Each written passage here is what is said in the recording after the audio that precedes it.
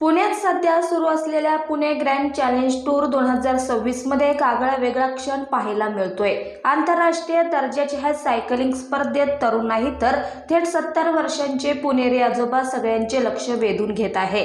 इच्छाशक्ती असेल तर वय हा फक्त एक आकडा असतो, हेच त्यांनी दाखवून दिलंय। पुणे शहरात 19 ते 20 जानेवारी 2026 दरम्यान पुणे ग्रँड चॅलेंज टूर 2026 चे आयोजन करण्यात आले आहे।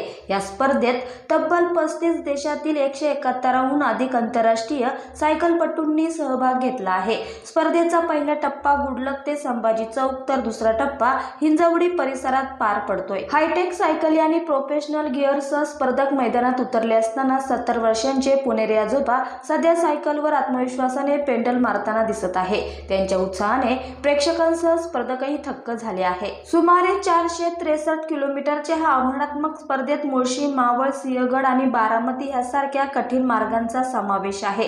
तरीही आजोबांनी हे आव्हान स्वीकारत तरुणांनाही प्रेरणा दिली आहे। खरंच वय नव्हे तर जिद्द आणि इच्छाशक्ती महत्त्वाची असते, ह्या पुणेरी आजोबांनी सिद्ध करून दाखवले।